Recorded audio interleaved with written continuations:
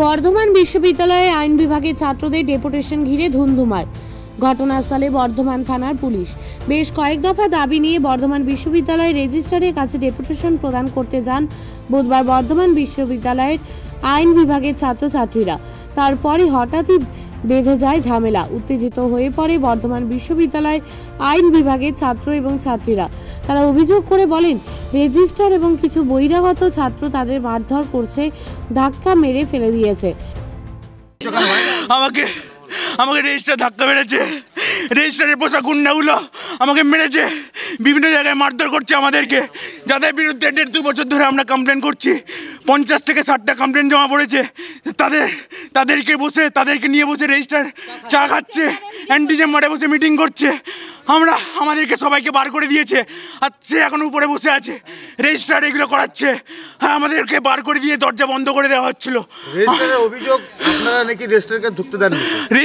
Register তাহলে ঢুকলো কি করে? আমরা তাহলে বাইরে কি করে? আমরা বাইরে আর রেজিস্টার ভিতরে কি করে ঢুকে গেল? তাহলে রেজিস্টার তাহলে আমাদের কমপ্লেনগুলো কই?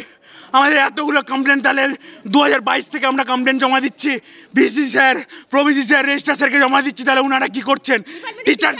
টিচারদের স্যার ম্যামরা এসে কমপ্লেন করছেন, তাহলে কি সবাই মিথ্যা কথা বলছে? যদিও ছাত্রদের এই অভিযোগ একেবারে নস্যাৎ করেছেন বর্ধমান বিশ্ববিদ্যালয়ের রেজিস্ট্রার সুজিত কুমার চৌধুরী। বর্ধমান বিশ্ববিদ্যালয় আইন বিভাগের 2য় বর্ষের এক ছাত্র বলেন, বেশ কিছু দাবি নিয়ে আমরা রেজিস্ট্রারের সাথে দেখা করতে চেয়েছিলাম। দীর্ঘদিন ধরে আমাদের আইন বিভাগের ছাত্রছাত্রী, শিক্ষক এবং শিক্ষিকাদের বহিরাগত কিছু ছাত্রের অত্যাচারে হেনস্থা হতে হচ্ছে। বহুবার রেজিস্ট্রারকে জানানো হলেও তিনি কোনো পদক্ষেপ গ্রহণ করেননি। আমাদের স্টুডেন্টের উপরে, মেয়েদের উপর খুবই অত্যাচার হয়েছে।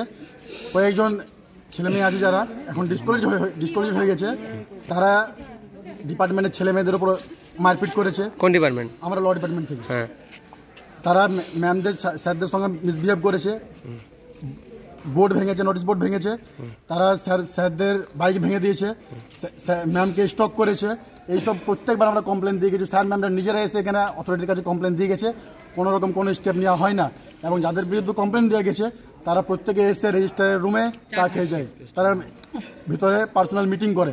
সে কী হচ্ছে কথা হচ্ছে আমরা সেসব কিছু জানি না। আজকে অনেকগুলো কমপ্লেন দেওয়ার পর আমরা এলাম সবাই একসঙ্গে, স্টুডেন্টরা নিজেদের দাবি জানাতে। আমরা প্রথমে বললাম যে স্যার আমরা কথা বলবো, স্যার বললেন 2 জন করে এসো। আমরা বললাম যে ঠিক আছে, আমরা 2 জন করে যাব, ভাগ করে। কিন্তু স্যার মানে কিছু না শুনে, আমাদের কথা না শুনে তেড়ে এসে এই আমাদের বন্ধুর গায়ে হাত তুলে, বের করতে গায়ে হাত তুলে, তার এমন জায়গায় মানে লাত মারেন উনি, এটা আমরা বলতে পারছি না। মানে এই তখন কান্না করছে। এখন কারা মেরেছে? এটা রেজিস্টার নিজে গায়ে হাত দিয়ে। শুধুমাত্র ছাত্রছাত্রীরা নয়, শিক্ষক শিক্ষিকারাও বারবার অভিযোগ করেছেন। অন্যদিকে বর্ধমান বিশ্ববিদ্যালয়ের রেজিস্ট্রার সুজিত কুমার চৌধুরী বলেন, আমার সাথে সাক্ষাতের কোনো সময় না নিয়ে ছাত্রছাত্রীরা দেখা করতে এসেছিল, কিন্তু যেহেতু ছাত্ররা তাদের সমস্যার কথা আমাকে জানাতে এসেছে, তাই আমি তাদের কথা শুনতে চেয়েছিলাম।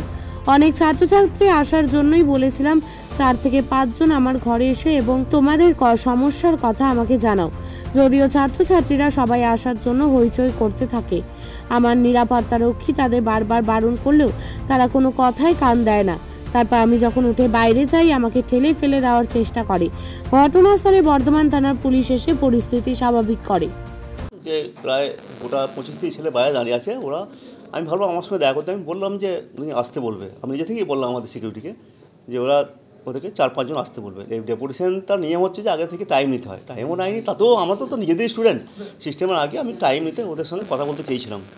কিন্তু ওরা বলছে যে আমি শুনতে পাচ্ছি যে সবাই ঢুকবে। দিয়ে আমি এখানে গেলাম, এই সবাই তোমার ঢুকবে কেন? নিয়ম আছে তো, ঢোকা যাবে না। এইটা বলা মাত্রই আমি একটু ওই দরজার বাইরে এক পা রেখে যেতে বলতে গেছি, আর একদম ঠেলে আমাকে ধাক্কাতে করে ফেলে দিয়ে এই দরজাটা আমি ধরছি। আমাদের সিকিউরিটি দাঁড়িয়েছে, ও জানে, মানে ঠেলছে, রীতিমতো আমাকে ঠেলছে। আজ পর্যন্ত এত বড় সংগঠন, আমাদের মেন স্ট্রিমের সংগঠন আছে, তারা এই পর্যন্ত আচরণ এরকম করেনি যে রেজিস্টার গায়ে ধাক্কাতেই করে, রেজিস্টারকে ধাক্কা দিয়ে ফেলে দেওয়া, এটা কোনোদিন হয়নি আজ পর্যন্ত। কিন্তু ওরা এটা খুব বাজে। এত সত্ত্বেও আমি এখনও এই মুহূর্তে বলছি, ওদের কোনো বক্তব্য থাকলে আমি এখনও কথা বলতে রাজি আছি। আমাদের বিশ্ববিদ্যালয়ের আইন বিভাগের একদল ছাত্র এসেছিল, ছাত্রী ছিল। তারা কর্মসচিবের কাছে তাদের বিভিন্ন কিছু সমস্যার কথা তুলে ধরে দাবি জানানোর জন্য এসেছিল। কর্মসচিব মহাশয় তাদের বলেছিলেন যে তোমরা 4-5 জন আমার কাছে এসো, এত স্টুডেন্ট একসাথে তো আমি তাদের দাবির কথা শুনতে পারবো না, কিন্তু কর্মসচিবের কথায় তারা কর্ণপাত করেনি। তারা কর্মসচিবকে ঠেলে ফেলে দিয়েছে। কর্মসচিব তার দপ্তরে একজন মাত্র নিরাপত্তারক্ষী, সেও চেষ্টা করেছিল ছাত্রদের শান্ত করার জন্য, কিন্তু ছাত্ররা অশান্ত থাকায় তাদেরকে সেই মুহূর্তে কর্মসচিবের দপ্তর থেকে সরিয়ে দেওয়া বা কর্মসচিবকে সেই সময় তাদের হাত থেকে রক্ষা করা সম্ভব হচ্ছিল না। কর্মসচিব মহাশয় তৎক্ষণাৎ বিশ্ববিদ্যালয়ের অন্যান্য নিরাপত্তারক্ষীদের খবর দেন এবং অন্যান্য নিরাপত্তারক্ষীরা তারা গিয়ে সেই ধরনের অশান্ত ছাত্রছাত্রীদের বুঝিয়েছে, বলার চেষ্টা করেন যে তোমরা নিশ্চিতভাবে বিশ্ববিদ্যালয়ে ডেপুটেশন দেবে।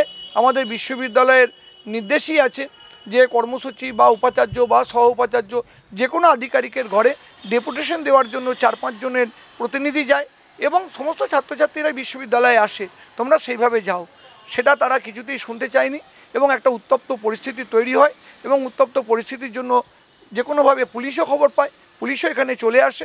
বর্তমানে পরিস্থিতি স্বাভাবিক এবং বিশ্ববিদ্যালয়ের কর্মসূচি মহাশয় তিনিও এখনও বলছেন আমি হেনস্থা হলেও, ছাত্ররা আমাকে ঠেলাঠেলি করলেও আমি তাদের কি অভিযোগ, তাদের কি দাবি আমি এখনও শুনতে রাজি আছি যদি তাদের 4-5 জন প্রতিনিধি দল এখানে আসে।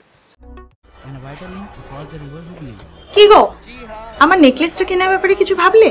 কোথা থেকে কিনবে? সমস্যা হলো কে যে কেমন জিনিস দেয়। এই সর্বকালের প্রথম আলমগিনি প্যালেসের সোনার গহনা দামও মজুরি সাধারণ জুয়েলার্সের মতোই।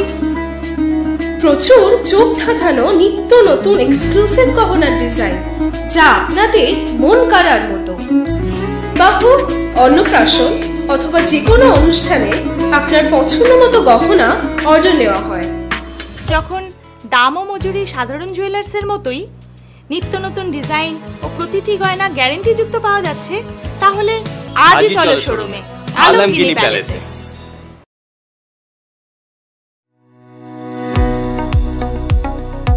কতুলপুরে সর্বপ্রথম এমআরআই পরিষেবা যুক্ত 110 বেডের মাল্টি স্পেশালিটি হসপিটাল হল মেডিকেয়ার জেনারেল হসপিটাল। স্বাস্থ্যসাথী মান্যতাপ্রাপ্ত এই হসপিটালে রয়েছে AC, non AC cabin, modern OT, ICCU, NICU, micro surgery, dialysis বিভাগ, ব্রেন ও spine surgery, cancer surgery, lift সহ নানান পরিষেবা। এছাড়াও রয়েছে সিটি স্ক্যান পরিষেবা যুক্ত নিজস্ব ডায়াগনস্টিক সেন্টার, ডক্টর চেম্বার্স, ওষুধের দোকান সহ 24 ঘন্টা অ্যাম্বুলেন্স পরিষেবা। 24 ঘন্টা অ্যাক্সিডেন্ট এমার্জেন্সি, রোগীর সুচিকিৎসা, সুপরিষেবা এবং সুস্বাস্থ্যই হল আমাদের মূল লক্ষ্য। ঠিকানা সরিষাদিঘি, কতুলপুর, বাঁকুড়া। যোগাযোগ নম্বর 9434216662 অথবা যোগাযোগ করুন 9732212924 এই নম্বরে।